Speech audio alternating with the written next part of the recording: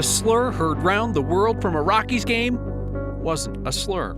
The fan tells us he's afraid to come forward in case people still believe the internet that he's a vile racist. We'll tell our kids that you used to be able to see the mountains from Denver if we don't do something to address the constant haze. This is one of the areas that we can actually change in our lifetime. While Colorado's Republicans gather at a gas station under gray skies to outline their goals. So we asked about the haze, pollution, and warming-driven wildfires. A county clerk convinced that elections are rigged is now under investigation after her voting system's passwords ended up in the hands of a nationally known conspiracy theorist. And a popular restaurant group says soon if you want a seat at their tables, you'll need to be vaccinated. It's on the honor system, just like next. It wasn't so much a lie, but a misunderstanding that got halfway around the world before the truth got its pants on. The viral video and online pile-on accused a Rockies fan of screaming the N-word at an opposing player at last night's game. Even the Rockies organization condemned what they thought they'd heard, till closer investigation revealed the fan did not yell a slur. Rockies now agree the guy was actually just calling to Dinger, the mascot. Well, good luck convincing the internet otherwise. Here's our Steve Steger. The Rockies need 3 outs from Ben Bowden. This is a story about digital pitchforks and torches, and a story about perspective. There's a strikeout of Sierra. It starts here in the 9th inning at Coors Field on Sunday. Lewis Brinson is at bat for the Marlins. And the broadcast microphones pick up a fan in the stands right after the 1-0 pitch. With the benefit of hindsight, we know that this man is calling for the Rockies mascot, Dinger. Here's the 1-0. And again, it's 2-0. And this is not to pick on Ben. But in the moment, a lot of people listening thought that was the N-word, including the Rockies, who sent out a statement hours after the game saying it could get the fan kicked out of the stadium for life. By morning, the story was changing. Take another look at the video and this fan in the white Rockies shirt. He's not watching the game. He's looking at something screen left, waving, yelling. And again, it's 2-0. And this is not to pick on. What's he looking at? Dinger, the Rockies mascot, just in the top left-hand corner of the screen. I talked to this man today. He's pretty devastated. He told me he was at the game with his wife and grandkids. In the 9th inning, he was trying to get the Purple Dinosaur's attention for a family photo. He insists he shouted Dinger's name, not that other vile word. The Rockies believed him. They issued a new statement this afternoon confirming the man's story, saying all of this was a terrible mix-up. He asked me to keep his name private, as he fears some people still won't believe him and will try to dox him. We respected that. In that statement, though, the Rockies doubled down. Anyone using derogatory language will be banned from the ballpark. And I saw quite a few people online praising the Rockies organization for taking this whole thing seriously and working to get to the bottom of it. The other interesting thing through all of this, with all the words that were spewed all over social media last night, saw a lot of people today take a step back and say, wow, I wish I knew more about this story before I even said something about it in the first place. Without condoning violence, I would think that screaming a racial slur in public would be a great way to leave a place with fewer teeth than you came in with. But other folks will say, no, you'd be surprised at the amount of open racism that is tolerated in society. One thing you see in that video, though, Steve, people around that guy are not reacting like they are shocked or surprised or even concerned by what he's saying. They don't move. We didn't find any pictures of anybody online saying, I'm sitting near this person and they said something like this. Yeah. All the people on the field told the Rockies, including Brinson, who was on the plate, that they did not hear a vile word at all. That went wild so fast last It night. did. All right. Thank you, Steve. Appreciate it. If I-70 is going to be broken more often by mudslides caused by wildfire burn areas amped up by a warming climate, well, then we are going to need another way other than 70 to get back and forth over the Continental Divide. We've been talking here about potential improvements to Cottonwood Pass or some other route, and now Democratic Governor Jared Polis is asking the feds for funding to improve alternatives to I-70. She got Cottonwood Pass, stretch of road from Gypsum to just south of Glenwood Springs. It has been used against CDOT's guidance as a detour ever since the mudslides shut down both directions of I-70 in the canyon. Cottonwood Pass is not built for that kind of traffic. Eagle County, which maintains the road along with Garfield County, told us last week It would take somewhere between $10 and $15 million to start making Cottonwood Pass into a viable I-70 alternative. And that would just be for local traffic. That would be without a crush from the Front Range trying to use the pass to reach the western slope. Today, the Polis administration announced it's seeking $116 million in federal emergency aid to rebuild I-70 through the canyon. $50 million of that would go to improving Cottonwood Pass to help it hold up to heavier traffic, short of the $70 million the Eagle County estimates. On the day of a landmark international report on climate change, coming off days when Denver's air quality was some of the worst in the world, a truck towing SUVs caught fire in downtown Denver while blocking a bike lane. Also, Colorado's Republican leaders gathered today at a gas station, the one with the dinosaur as its logo, to unveil their new party priorities. Addressing the impacts of climate change was not one of them. Here's politics guy Marshall Zellinger. If you're wondering why are we having this press conference at a gas station? Just like the air in Denver, it wasn't quite clear. Last November in 2020, gas was $2.19 a gallon. Today, as you can see, it is $3.69 per gallon. That is thanks to the Democrats' policies. At the risk of bashing them, it's a complicated answer. It's not that simple. That's Scott. This is his gas station, where the Colorado Republican Party held a news conference to announce the issues the party will focus on leading up to the November 2022 election. Why is it a Democratic leadership's problem that gas prices are high? They have been in control of Colorado for over a decade now. Almost most definitely not political. Scott is a former Republican turned unaffiliated. When you go on the website, you have to become unaffiliated.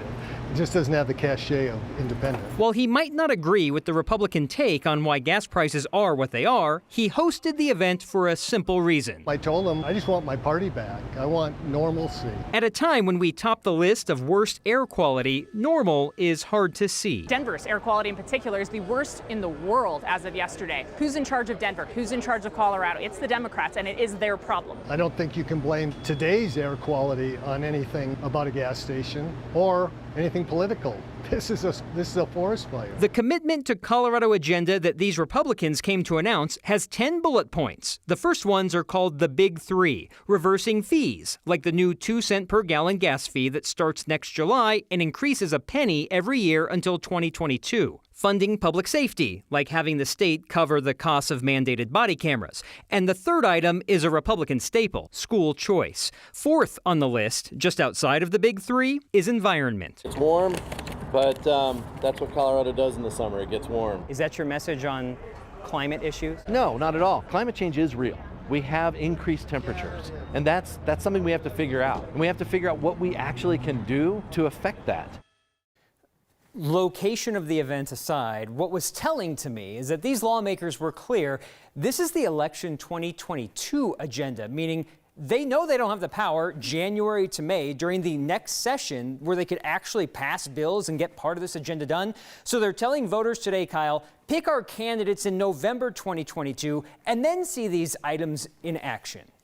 The messaging is interesting, Marshall, because I mean clearly like nobody likes paying more for gas, and I'm guessing they know that that is a very popular thing to bring up with voters. But this idea that like if Denver's air quality is bad, it's the fault of Democrats in Denver, and if gas prices in Denver are high, that's somehow like a local decision as well, is a bit disconnected. And I asked multiple people there, including the chairwoman of the GOP, like what bills are passed by the legislature that then make gas prices immediately higher here.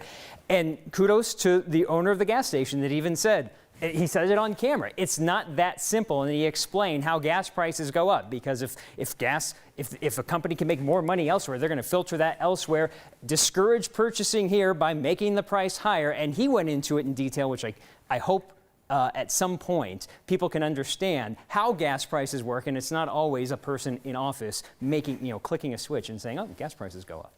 I know a nightly show that might tackle the topic, and I have just the reporter to do it. We'll talk afterwards.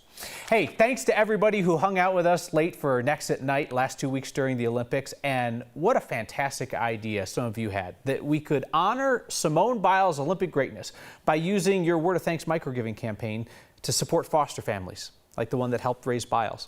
More than $24,000 you raised that Lutheran Family Services will now put to work recruiting and training foster families, helping them with their emergency expenses, and paying for holiday and birthday parties for kids in the foster care system in our state. That's really great work. Word of Thanks returns on Wednesday with another one of your ideas. A lot of you have been asking when we're again going to help the pets that Coloradans love so much. Want to dine at some of Denver's most popular restaurants? You'll need a vaccine for that. You'll need one to work there, too. Sifting through the latest apocalyptic global climate change report under Denver's gray skies, we find some reason to hope if our leaders are interested in action. I think that can provide us with a more hopeful pathway instead of just a pathway to doom and gloom. Yes, it would be good to see the mountains again. Next.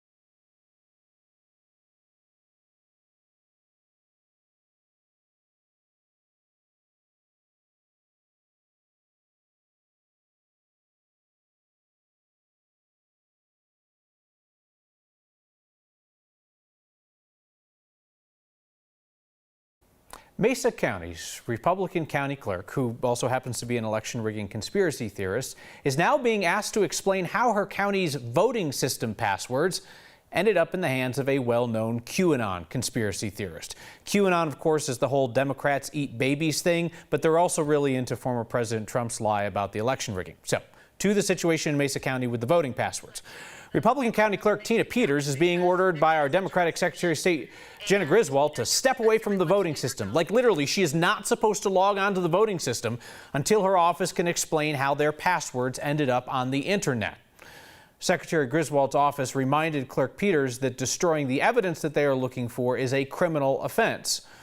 And the Secretary of State's office said because the breach didn't happen during an active election, votes were not impacted. But Mesa County could be in for an expensive recertification of all of its voting systems to make sure they're secure.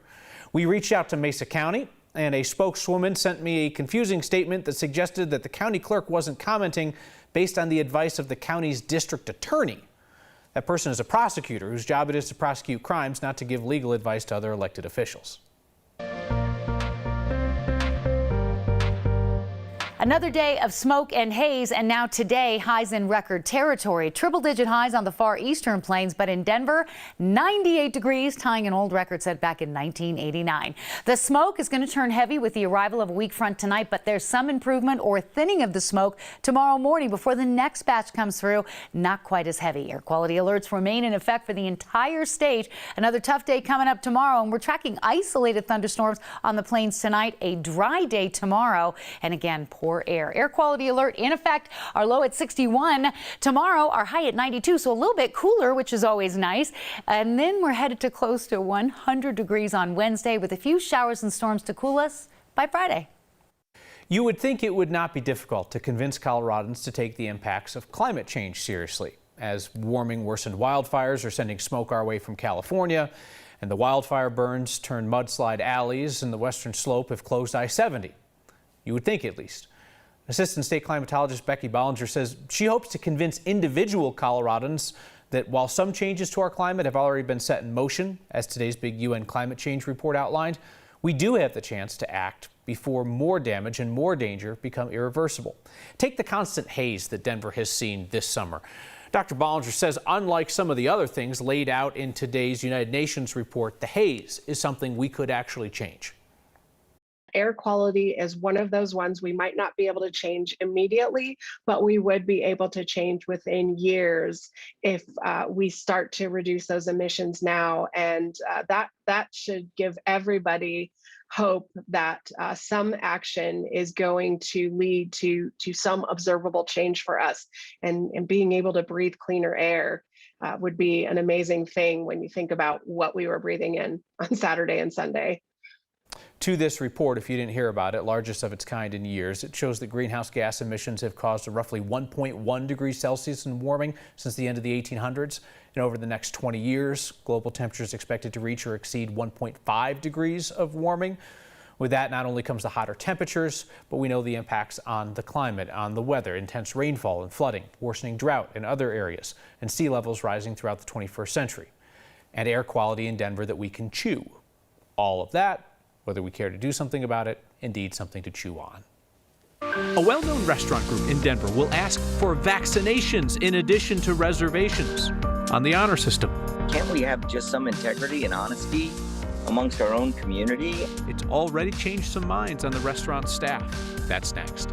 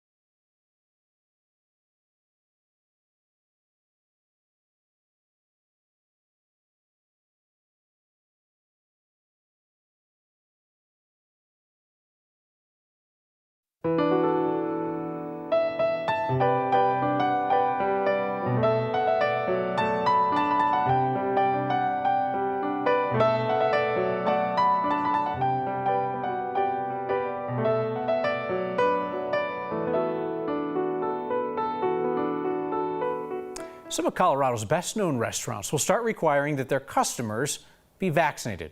Frank and Jacqueline Bonanno say they're adding that vaccine requirement after September 30th in order to keep staff and customers safe. We're trying to create a safe work environment for the people we work with. Frank Bonanno, I'm a chef.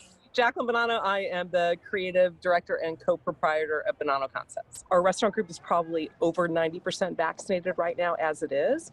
This is the time to step up and just make it mandatory. We want our guests to feel safe, and we want our workers, the people that work with us, to feel safe. And you know, right now with everything that's been going on in the past couple of years, people have left the restaurant industry in droves, and it's particularly difficult to find and cultivate people that want to work with you.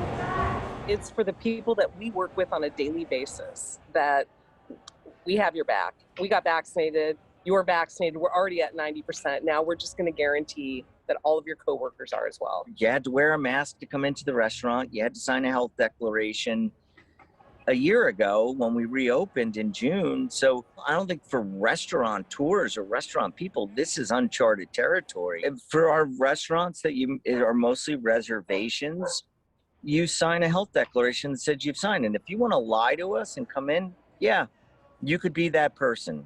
We're not going to fight you. We're not going to be the police on this. And this is just one more thing, a safe, healthy work environment. Yeah, it just seems like it's the right thing to do. Bonanno Concepts owns 9 restaurants in the city, including Mizuna, Osteria Marco, and they also run Denver's Milk Market, which you saw there at the end. The restaurant group said 10 of its 50 or so unvaccinated employees signed up to get vaccinated right after they announced their policy. One man, one wheel, one mountain. They combined to make the most Colorado thing we saw today. That and your feedback next.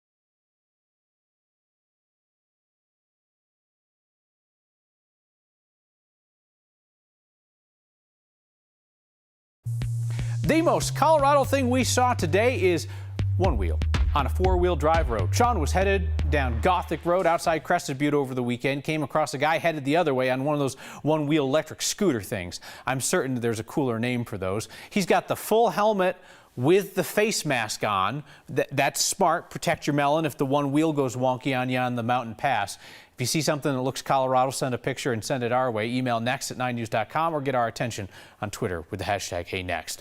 All kinds of feedback all across the board tonight on the idea of what people thought was a racial slur and a fan shouting Dinger's name at the Rockies game last night. Craig and Carolyn suggest that Dinger be renamed. Perhaps William or Bruce or Scott or something like that. Keith in Carbondale notes Glenwood Canyon just needs to be redone. In Keith's opinion, guessing he drives it, says it was a mess from the beginning. Pam appreciated our coverage of climate change, but asked that we offer 3 things that all of us could do today to impact the changing climate. I'm interested in your feedback on that. Knowing that personal choices are going to represent a small piece of the puzzle, how much focus you on that versus larger societal issues that involve powerful people and interests? You let me know.